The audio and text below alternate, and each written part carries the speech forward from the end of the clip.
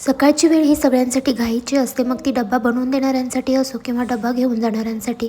तर असेच आपण 5 या ठिकाणी नाश्त्याचे प्रकार दाखवले आहेत, जे की एकदम सोपे आहेत बनवायला देखील आणि खायला देखील टेस्टी आणि हेल्दी आहेत. तर रेसिपी आवडली तर करून बघा आणि व्हिडिओला देखील लाईक. बऱ्याच जणांना पालक आवडत नाही, पण हा पदार्थ खूप पौष्टिक आणि हेल्दी आहे. तर यापासून आपण एक असा पदार्थ बनवू जे की तुम्ही नक्कीच खाल, तर तुम्हाला पालक आवडायला लागेल. तर या ठिकाणी आपण घेतलेले 4 वाट्या गव्हाचं पीठ, त्यामध्ये अर्धी वाटी आपण बारीक रवा टाकलेला आहे, थोडंसं बेसन पीठ आणि काही मसाले टाकायचे आहेत. 1 चमचा ओवा टाकायचा आहे आणि 2 ते 3 चमचे आपल्याला टाकायचं आहे यामध्ये पांढरे तीळ. सोबतच आपण यामध्ये तिखटपणासाठी टाकलेलं आहे मिरची आणि लसणाचा ठेचा. व्यवस्थित याला पिठामध्ये मिक्स करून घ्यायचे. सगळं साहित्य चवीनुसार मीठही टाकायचं आणि व्यवस्थित मिक्स करून घ्यायचं. आता उकडून घेतलेली पालक थंड पाण्यात टाकून घ्यायची आणि 5 मिनिटानंतर याची प्युरी बनवून घ्यायची. बनवलेली प्युरी पिठामध्ये व्यवस्थित अशी मिक्स करून घ्यायचं. लागेल तसंच पाणी आपल्याला यामध्ये वापरायचं आहे. घट्टसर असं आपण या ठिकाणी पीठ मळून घेऊयात. तर मळलेल्या पिठाला थोडंसं तेल लावून घ्यायचं आणि 10 मिनटं याला भिजत ठेवायचं आणि 10 मिनिटानंतर लगेचच या पद्धतीनं पिठाचे असे गोळे बनवून घ्यायचे. आता यापासून आपण पुऱ्या बनवणार आहोत पालकच्या. तुम्हाला पुऱ्या नसेल आवडत, तेलकट खायला आवडत नसेल, तर तुम्ही याचे पराठे देखील बनवू शकता. यामध्ये तुम्ही पनीरचे रॅप बनवून देखील खाऊ शकता. इतकी पौष्टिक आणि हेल्दी रेसिपी आहे. तर या पद्धतीनं मुलांना देखील पालक खायला नक्कीच आवडेल. तर तुम्ही मुलांच्या डब्यामध्ये किंवा प्रवासामध्ये घेऊन जाण्यासाठी अशा पुऱ्या किंवा याचे पराठे नक्कीच बनवा. रेसिपी एकदम सोपी, सिंपल आहे आणि चविष्ट देखील आहे. कमी तेल खाते, अजिबात तेलकट होत नाही आणि गरम गरम तेलामध्ये पुऱ्या तळून घ्यायच्या. एकदम मस्त टम्म फुगल्या जातात आणि खायला देखील एकदम खुसखुशीत आहेत. नारळाच्या चटणीसोबत, सॉससोबत किंवा नुसत्या देखील खाऊ शकता. एक नंबर रेसिपी आहे. आवडली असेल तर करून बघा आणि व्हिडिओला लाईक करा. तोंडाला पाणी येणारी चमचमीत मसालेदार रेसिपी आज आपण या ठिकाणी बनवणार आहोत. करायचं आहे काय, रात्रभर हरभरे पाण्यामध्ये भिजत घालायचे 1 वाटी आणि दुसऱ्या दिवशी कुकरला थोडंसं मीठ आणि पाणी टाकून 3 ते 4 त्याच्या शिट्ट्या करून घ्यायच्या. तोपर्यंत बेसिक अशी तयारी देखील करून घ्यायची. हरभरे उकडले की याची फोडणी करून घ्यायची अगदी 2 चमचे तेलामध्ये. ज्यांना वजन कमी करायचे त्यांच्यासाठी अगदी परफेक्ट अशी रेसिपी आहे, नक्की करून बघा. फोडणी टाकायची आणि फोडणीमध्ये अद्रक लसूण व्यवस्थित परतून घ्यायचा आणि त्यामध्ये थोडंसं टोमॅटो आणि कांदा देखील मऊसूद होईपर्यंत परतून घ्यायचा आहे. त्यामध्ये सुखे मसाले टाकून घेऊयात. धना जिरा पावडर, लाल तिखट, हळद देखील व्यवस्थित परतून घेतल्यानंतर यामध्ये टाकूयात थोडेसे शेंगदाणे आणि उकडून घेतलेले हरभरे. व्यवस्थित याला मिक्स करून घ्यायचं. 5 मिनिटं वाफवून घ्यायचं आणि त्यानंतर यामध्ये टाकूयात चिंच, गुळाची चटणी आणि थोडीशी कोथिंबीर. तुम्ही या ठिकाणी हवं तर लिंबू देखील टाकून घेऊ शकता. 5 मिनिटं याला वाफवून घ्यायचं आणि तयार झालेली आहे चमचमीत अशी उसळ मस्त डब्यासाठी किंवा संध्याकाळच्या भुकेला तुम्ही खाऊ शकता. सकाळच्या घाईमध्ये मुलांच्या डब्यासाठी असो किंवा नाश्त्यासाठी असा जाळीदार मऊसूद डोसा तुम्ही नक्की बनवून पहा. हेल्दी देखील आहे आणि टेस्टी देखील. करायला देखील एकदम सोपं आहे. करायचे काय, 1 वाटी बारीक रवा घ्यायचा, त्यामध्ये 1 वाटी दही टाकायचे, त्यामध्ये पाणी आणि थोडंसं मीठ टाकून याला मिक्स करून बाजूला ठेवून द्यायचं आहे. त्यासोबतच 1 वाटी जाडा पोहा घ्यायचा, याला देखील 2 वेळेस पाण्याने स्वच्छ धुवून घ्यायचं आणि यामध्ये देखील थोडंसं पाणी टाकून याला देखील 10 मिनिटं भिजत ठेवायचं आहे. आता हे दोन्ही साहित्य भिजत आहेत तोपर्यंत आपण बाकीची तयारी करून घेऊयात. त्यासोबतच कांदा आणि टोमॅटो बारीक चिरून घ्यायचा आहे.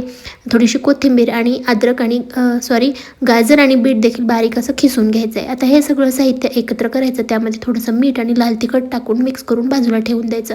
आता जे मिश्रण आपण भिजत ठेवलं होतं याला मिक्सरमध्ये बारीक असं वाटून घ्यायचं थोडंसं पाणी टाकून आणि बघा एकसारखा असा मस्त डोसा पसरून घ्यायचा. आता या ठिकाणी तुम्ही पातळ डोसा बनवून घ्या किंवा या पद्धतीनं असं जाडसर उत्तप्पम देखील बनवून घेऊ शकता.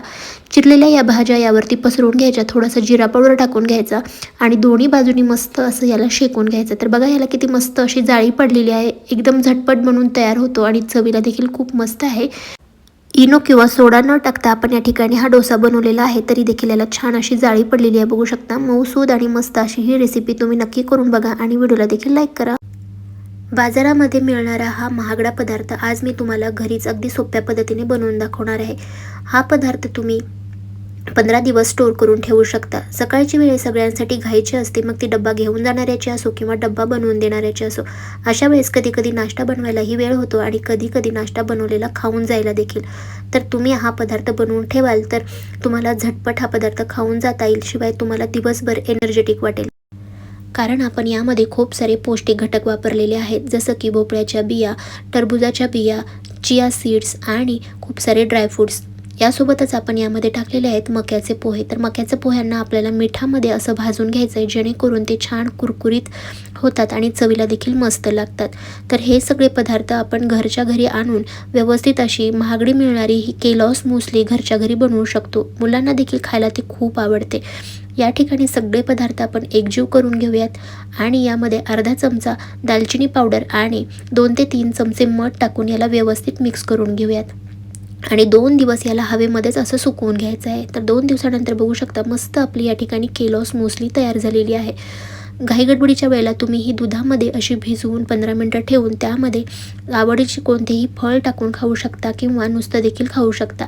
रेसिपी आवडली असेल तर नक्की बनवून पहा आणि कमेंट्स करून सांगा कशी झाली. काही म्हणा मंडळी, पिझ्झा बर्गर एकीकडे आणि महाराष्ट्राची ही फेमस डिश एकीकडे. मऊसूद पोहे, त्यावर चमचमीत अशी तर्री, थोडासा फरसाण, कच्चा कांदा आणि लिंबू पिळून खायचा. आहा, आलं की नाही मंडळी तोंडाला पाणी. एक नंबर अशी नागपुरी तर्री पोहे आज आपण बनवूयात. त्यासाठी कांदा, अद्रक लसूणाची बारीक पेस्ट करायची थोड्याशा खोबऱ्यासोबत. त्यानंतर 2 चमचे तेलामध्ये आपल्याला परतून घ्यायचेत काही खडे मसाले आणि तयार केलेलं वाटण. मस्त तेल सुटेपर्यंत याला परतून घेतल्यानंतर यामध्ये टाकून घेऊयात काही सुखे मसाले आणि व्यवस्थित याला देखील परतून घ्यायचं.